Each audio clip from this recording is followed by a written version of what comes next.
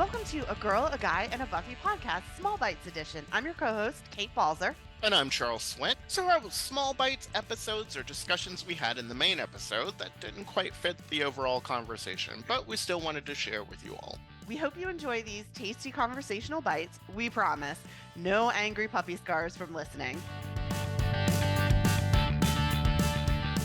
Did you know, and this is, again, I was like today years old when I found this out, doing this research, was that that the word nerd first appeared in a Dr. Seuss book.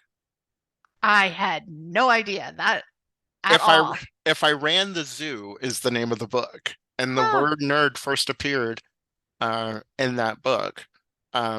But then it also, became synonymous with like the word like square or geek. And that was in like a Newsweek article that came out in the 50s.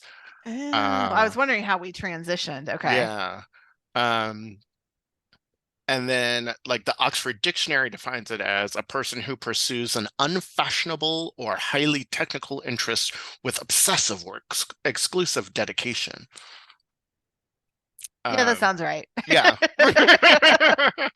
Thus the copious amounts of podcasts and the hour spent just digging and reading into this thing. Are we nerds? Yes, we are. Are we proud of it? Yes, we are. Yes, we are. Hashtag nerd culture. Yes. Hashtag Sam I am. Thank you, Dr. Seuss. Or maybe not. I don't know. There's things about Dr. Seuss. Anyway, but yeah, for sure. Because and that it's so funny too, because I think people who are really into sports and who like know the stats and like blah blah blah blah blah. He's got so many RBIs and he has this many yardage of the season. Like the fact that that's its own nerddom. Like that's its own nerdom. Sports 100%. Is its own nerdom, and like no one wants to acknowledge that because they're like, well, they're athletes and stuff. It's like the stats that you all are talking about. Y'all are big old nerds. Okay, there is no difference between like having a fantasy football team and being into like Dungeons and Dragons. Thank you. It is the same thing. It's the same level of nerdom. It is the same thing. You are building your team. You are building your, you're going on a quest for the season. You have to battle each other out. You're like, oh no, my quarterback sprained his ankle. He's out for the season. Yeah. It's this whole thing. No, I mean, I think it's only a good thing in a lot of ways, that nerd culture has been mainstreamed and accepted because it just lets people be people and what they're into. And I mean, obviously there's like anything, there can be downsides of the culture, but in general, I mean, just embrace it. Yeah, because I mean, fandoms can be, we can get into like the whole idea of like fandoms, and there are fandoms that some fandoms I think are better than others. Buffy fans are the best.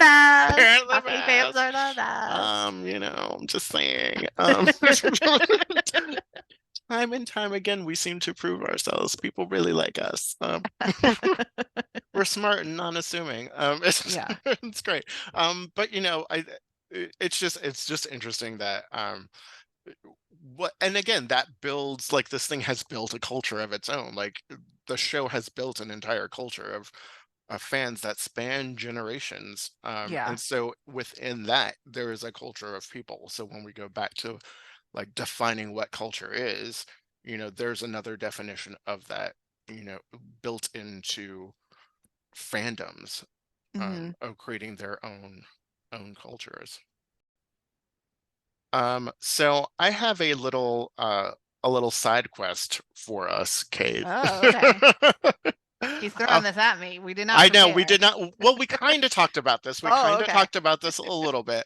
But I'm bringing it up because I went down the rabbit hole and went into it. As one does. As one does. So we did talk about this briefly. So Kate and I will usually like do a pre-meeting and talk about things and figure out an outline for the show, at least.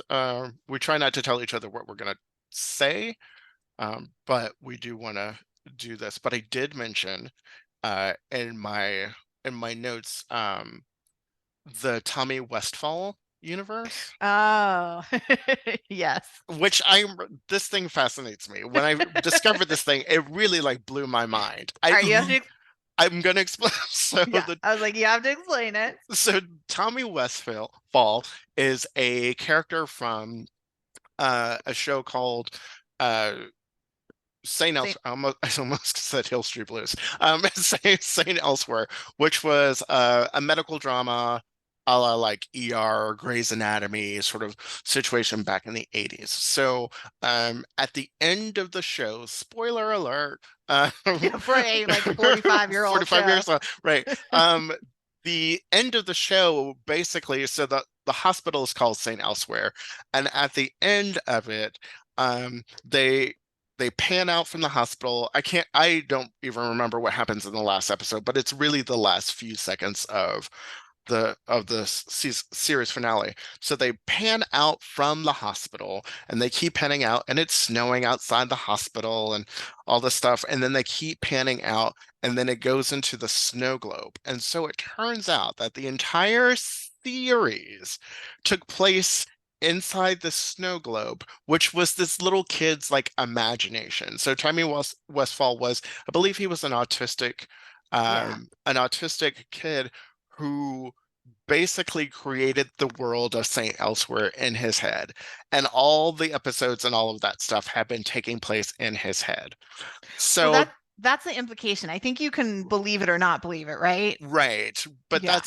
that's sort of the implication. Right. So because of this weird, wacky conspiracy, there's literally an entire website dedicated to it. It's called the Tommy Westphall. Uh it's Tommy Westphall.wordpress.com. Look it up. It's amazing because the theory is that there are over like 400 shows that exist in this snow globe because of how all of these shows are connected to each other. And the span of shows, it goes from like Saint Elsewhere to, uh It's Homicide, homicide, Life on the Street, law and order. Law and Order, which spins off a whole other universe, and it Yeah. keeps going on. The So X-Files. the X-Files, it goes to sitcoms, Isn't there Seinfeld, something in the The Star Trek Sopranos, the universe? Star Yeah. Trek is in there. Like all of these shows that we watch, if you go back to this theory, all of these shows actually exist in the same universe, and that there's proof of it. And you can pull up all the references. So there's a whole reference key, and Buffy is included in this universe. And just to clarify, this is a fan theory, right? Yes. Charles wants it to like be true. It, He's like, when, no, it's canon. It's I not don't know. fan. It's kind of, I don't know, because when you look at it makes a lot of sense. So yeah, like in the center you have Saint Elsewhere, and it talks about, oh, well, there's an investigator there that goes to Homicide Life on the Street, and then it talks about Newhart, and it shows you how it goes. So like on Saint Elsewhere, somebody in Saint Elsewhere goes and visits Cheers. Mm. And then that has its spin-off shows, which includes Frasier and the Tortellis.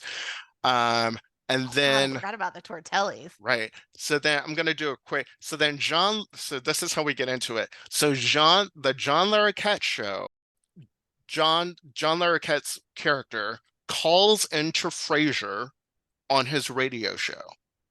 So now the John Larroquette show is a part of this universe. That show references Yo-Yo Dina, which is a client from Angel's Wolfram and Hart. Oh, So then that brings Buffy right. into I knew it was this Angel. universe. I'd forgotten how. Yeah. So Angel brings us into this.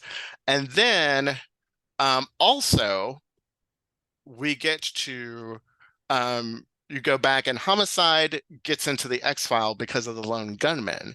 So the X-File cigarette smoking man and Spike both smoke the same type of cigarettes. Spike smokes Morley's?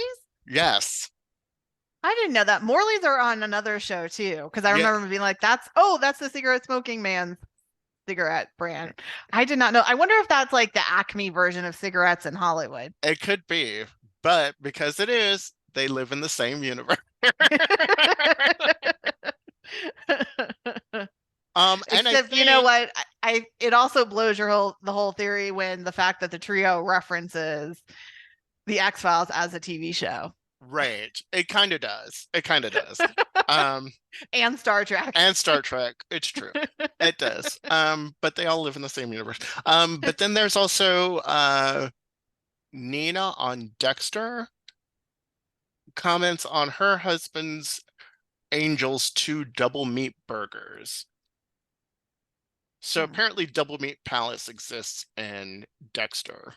Oh, interesting. Which I did not realize. And if I saw that, I don't remember it. Yeah, because I watched Dexter, but not all the way I didn't through. watch to the end. Yeah. So those were just some things. There's a whole website, check it out. Yeah, it's Tommy Westphall. The Tommy Westphall is what it's called. I do find it cute and amusing that you're like just recently discovered that. Well, it was like 2018 or something like that, which is recent. Which True, is because it's been around for a while, hasn't it? for a very long time. And the list keeps growing because of all the shows. So yeah, you're right. It is a fan theory, but it is an interesting one nonetheless. Okay. Psych quest completed. Thank you so much for joining us for this episode of Small Bites. Let us know your thoughts about the episode by leaving a review or rating us wherever you listen to your podcast. You can follow us on Instagram and Facebook at A Buffy Podcast and email us at abuffypodcast@gmail.com. Thanks so much for listening. Bye. Bye.